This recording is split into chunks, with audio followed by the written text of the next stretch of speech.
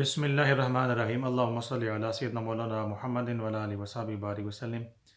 معزز خواتین و حضرات, brothers and sisters, السلام علیکم ورحمۃ اللہ وبرکاتہ. May Allah Almighty bless all of you and may Allah Almighty accept your prayers and ibadat, and may Allah Almighty bless all of us and restore peace in the world, restore peace in our lives. Jazakallah khair. Today, Alhamdulillah, I am going to explain you the summary of the recitation which we are going to do recitation in our fifth Tarawih tonight, Alhamdulillah. Mainly, Surah Nisa will be recited and Surah Nisa will be completed. Surah Nisa is completed in Ruku number 4 of Para number 6. There are many subjects in Surah Nisa.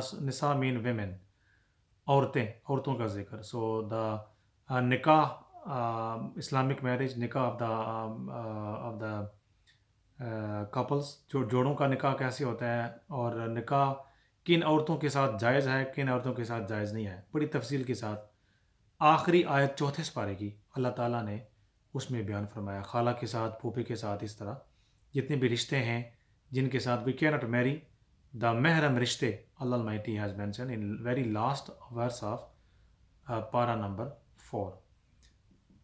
When para number 5 starts again, اس کے اندر نکاح کے احکامات ہیں, کن عورتوں کے ساتھ نکاح ہو, عورتوں کے ساتھ حسن سلوک, نیکی کا سلوک, اس طرح کی باتیں ہیں.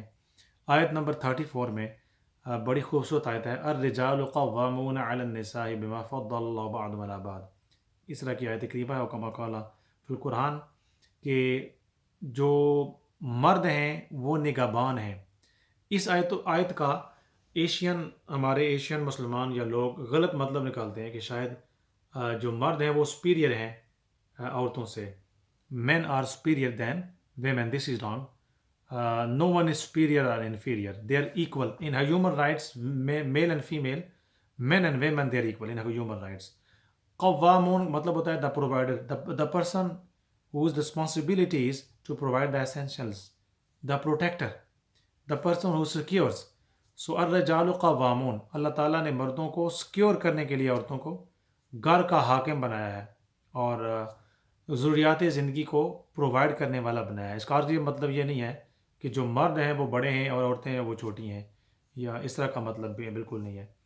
آگے اگر ہم چلیں تو اللہ تعالیٰ نے آیت نمبر 36 میں فرمایا وَاعْبُدُوا اللَّهَ وَلَا تُشْرِكُوا بِهِ شَيْئًا وَبِالْوَالِدَيْنِ إِحْسَانًا. بڑی خوبصورت آیت ہے کہ اللہ کی عبادت کرو اور اس کے برابر مقابلے میں کوئی شریک نہ ٹھہراؤ. Worship Allah Almighty only, don't associate anyone else, any other god, astaghfirullah ma'azallah, jھوٹا خدا. There is no any other god. God is only one, Allah Almighty, the most kind, the most merciful. فرمایا اس کے بعد فرمایا کہ شرک نہ کرو, عبادت اللہ کی. تیسری چیز فرمائی وَبِالْوَالِدَيْنِ إِحْسَانًا, احسان کرو, be very nice, gentle, kind towards your parents. آگے فرمایا جو قریبی رشتہ دار ہیں اور اس کے علاوہ جو ریلیٹیوز ہیں اور جو پڑوسی ہے, جار ذی القربى والجار الجنب وصاحب الجنب, اور کما قال فی القرآن کہ پڑوسی, the neighbors, be very, the neighbors they live near to you, and the far neighbors, be very kind with and generous towards your neighbors too. So alongside the worship Allah Almighty, alhamdulillah, categorically in very explanatory way, very comprehensively Allah Almighty has mentioned regarding human rights کہ اپنی عبادت کے بعد انسانی حقوق کا اللہ تعالیٰ نے ذکر کیا. تو اس کا مطلب یہ ہے کہ اسلام صرف عبادت نہیں ہے, اسلام صرف 5 ڈیلی پریئرز نہیں ہے کہ آپ بندہ 5 وقت کی نمازیں پڑھے اور اس کے بعد فارغ ہے. اسلام اللہ تعالیٰ کی عبادت کے بعد انسانوں میں سب سے قریب ترین رشتہ انسان کے والدین کا ہے, parents, mom and dad, mother and father.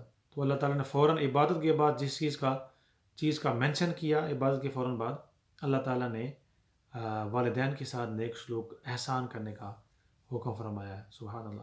اس کے بعد فرمایا کہ رشتہ داروں کے ساتھ اور پڑوسیوں کے ساتھ نیک برتاؤ کرنا. اس کے بعد بڑی خوبصورت آیت آتی ہے, اللہ تعالیٰ نے آیت نمبر 43 44 میں, اور یہ آیت وہ ہے کہ جب پہلے اسلام آیا اس وقت الکوہل اور شراب حرام نہ تھا. جیسے اسلام آیا پہلے لوگوں کا ذہن بنایا کہ شراب بری بات ہے, شراب پی کر نماز نہ پڑھو, یا ایھا الذین آمنوا لا تقربوا الصلاۃ وانتم سکارى. اور یہ آیت آئی اور ذہن بنایا اسلام نے کہ شراب اچھی چیز نہیں ہے, جب تم نماز پڑھو تو شراب پی کر, الکوہل پی کر تم نماز نہ پڑھو. پھر 7ویں سپارے کے شروع میں 2nd پیج پر سورہ انعام ہے، وہاں آیت آئی سورہ مائدہ کے اندر، غالباً سورہ مائدہ ہے وہ، آیت کریمہ آئی کہ آپ شراب آج کے بعد حرام ہے اور یہ شیطانی عمل ہے، اس سے اجتناب کرو۔ تو پہلے ذہن بنایا، تو اس کا مطلب یہ ہے کہ یک دم اگر جو مبلغین ہیں، دین کی تبلیغ کرنے والے یا دین کی راستے پر لگانے والے یا لوگوں کو راہ ہدایت دینے والے، یکدم وہ چیزیں نہیں چھڑوا سکتے، بلکہ ایک گریجولی پروسیس ہوتا ہے. There is a gradually process, very slow process. People they adapt new things. So this was the way. First, Allah Almighty revealed about the sukkar, intoxication, about the alcohol. When you have drank alcohol, don't do namaz. And in para number 7, Surah Ma'idah, 2nd page, Allah Almighty categorically alcohol made haram and forbidden for the Muslims and for the believers. اسی آیت میں آیت number excuse میں آیت number 43 44 میں اللہ تعالیٰ نے mention کیا کہ اگر غسل اور وضو کے لیے پانی نہ پا سکو اور غسل کرنا فرض ہو، ضروری ہو، اور وضو کا بھی وقت اور پانی نہ ہو، فَتَيَمَّمُوا صَعِيدًا طَيِّبًا، پھر تیمم کی الاؤ کیا. اور یہ تیمم پاک مٹی کو نبی کریم صلی اللہ علیہ وسلم کی امت کا خاصہ ہے کہ سرکار کی امت کے لیے پوری دنیا کو مسجد بنا دیا اور سرکار کی امت کو یہ تیمم عطا کیا ہے. اس کے بعد آیت نمبر 47 میں شرک سے منع کیا گیا. ڈونٹ کمٹ شرک. شرک is major sin. Allah almighty can forgive any other sin, but Allah Almighty will not forgive the shirk. Associating anything or anyone with Allah Almighty as a God, considering as a God, considering as a Allah.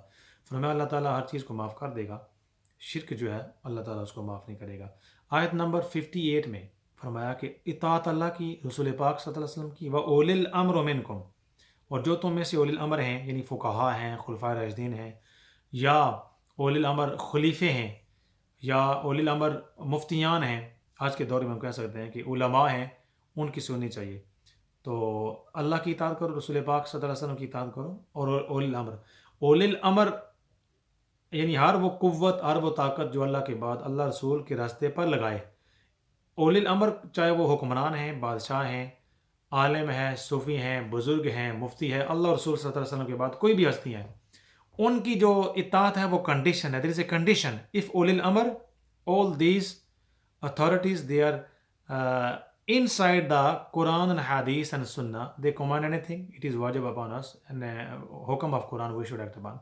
If ulil amr, anyone else other than Allah Rasul sallallahu alaihi wasallam, any authority, any personality says against or contrast with Quran and Sunnah and Hadith, it is not compulsory to follow them. پھر ان کو سننا یا ان کی باتوں پر عمل کرنا ضروری نہیں ہے.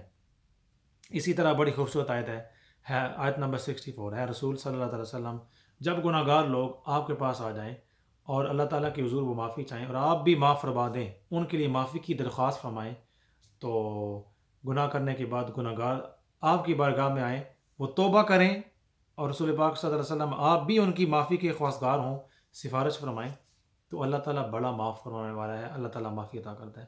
تو یہ ایک بارگاہ ادب مصطفیٰ، the respect of the prophet صلی اللہ تعالیٰ وسلم، لوگوں کو فرمایا گیا ہے، بتایا گیا ہے اس آیت کریمہ میں کہ نبی کریم صلی اللہ علیہ وسلم کی عظیم بارگاہ میں یعنی ہم درود شریف پڑھیں، سرکار کے وسیلے سے ہم دعا کریں تو اللہ تعالیٰ معافی دے گا، اور گناہوں سے صحیح معنوں میں توبہ کریں تو اللہ تعالیٰ معافی عطا کرتا ہے.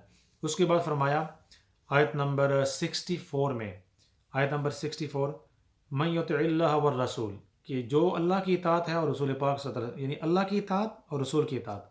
اس میں منکرین حدیث، people they refused about the حدیث، وہ انکار کرتے ہیں کہ حدیث کی کوئی وجود نہیں ہے. تو یہ ذکر ہے اللہ کی اطاعت اور رسول کی اطاعت کب سے ہوگی؟ صحابہ کرام تو نبی کریم صلی اللہ علیہ وسلم جب نفس نفیس موجود تھے ظاہری حیات مبارکہ میں، وہ تو تھے. اب 14 سال بعد ہم کیسے رسول پاک صلی اللہ علیہ وسلم کی اطاعت کریں؟ رسول پاک صلی اللہ علیہ وسلم کی اطاعت قرآن اور سنت، حدیث پاک جو ہوگی وہ ہوگی. تو حدیث پاک کا وجود بڑا اہم ہے، اس آیت کریمہ سے ہمیں پتہ چلتا ہے. اس کے علاوہ رسول آیت نمبر 79 میں سورہ نساء فرمایا من یطع والرسول فقط اطاع اللہ، کہ جو کوئی من یطع الرسول فقط اطاع اللہ، جس نے رسول کی اطاعت کی، تحقیق رسول کی اطاعت ہی اللہ کی اطاعت ہے. سبحان اللہ. اس آیت کریمہ میں اللہ تعالیٰ نے نبی کریم صلی اللہ علیہ وسلم کی اطاعت، obedience to the Prophet صلی اللہ علیہ وسلم, listening to the Prophet صلی اللہ علیہ وسلم, acting upon the great noble teaching of the Prophet صلی اللہ علیہ وسلم It is as someone acted upon the great teaching of noble Quran and Allah Almighty. تو رسول پاک اطاعت میں اللہ اور رسول ایک ہو گئی کہ اللہ اور رسول صلی اللہ علیہ وسلم اطاعت کرنے میں ایک ہیں کہ جس نے رسول کی اطاعت کی اس نے اللہ تعالیٰ کی اطاعت کی. تو آپ دیکھ سکتے ہیں کہ نبی کریم صلی اللہ علیہ وسلم کے ساتھ کتنی محبت ہے اللہ تعالیٰ کی ذات کرتی ہے، اور نبی کریم صلی اللہ علیہ وسلم اسلام میں کتنا بڑا مقام ہے، کتنی بڑی عظمت ہے کہ ہمیں اللہ کی اطاعت، اللہ کے احکامات پتہ ہی نہیں چلتے. اگر اللہ کے احکامات قرآن کی صورت میں لکھے ہوئے ہیں، پریکٹیکلی اور عملاً اگر کوئی اس کی شیپ ہے تو وہ ذات مصطفیٰ کریم صلی اللہ تعالیٰ وسلم ہے. اسی لیے باقی اگر قرآن پاک ہم پڑھیں تو رسول پاک صلی اللہ علیہ وسلم کی محبت اللہ کی محبت، رسول پاک صلی اللہ علیہ وسلم کی اطاعت اللہ کی اطاعت، اور سورۃ توبہ میں رضائے رسول، رسول پاک صلی اللہ علیہ وسلم جس چیز پر راضی ہو جائیں اسی چیز پر اللہ تعالیٰ کی رضا بھی ہوتی ہے. تو it is the love of the prophet صلی اللہ تعالیٰ وسلم اینڈ دا اطاعت of the Prophet sallallahu alaihi wasallam and great teaching of the Prophet sallallahu alaihi wasallam, respect of the Prophet sallallahu alaihi wasallam, riza of the Prophet sallallahu alaihi wasallam. In fact, it is the riza of Allah Almighty. تو جیسے کلمے میں لا الہ الا اللہ ہم کہتے ہیں اور محمد رسول اللہ، اللہ کے علاوہ کوئی معبود نہیں، حضرت محمد صلی اللہ علیہ وسلم اللہ تعالیٰ کی آخری رسول ہیں. there is no God but Allah. Prophet محمد صلی اللہ علیہ وسلم is final messenger of Allah. تو سورہ نساء میں بڑے اور سبجیکٹس آئے ہیں. انشاءاللہ کل کی تلاوت جو ہے وہ سورہ مائدہ ہوگی. سورہ مائدہ کی جب تلاوت آئے گی تو انشاءاللہ اس میں ہم بیان کیا جائے گا کس قسم کے مضامین ہیں، اور سلیکٹڈ مضامین ان پر ہم روشنی ڈالیں گے. اللہ تعالیٰ ہم سب کے حامی ناصر ہو. اللہ تعالیٰ ہم سب کو رمضان کی برکتوں سے مالا مال فرمائے. اپنا خیال رکھیے گا. فما علینا الا البلاغ. جزاک اللہ خیر.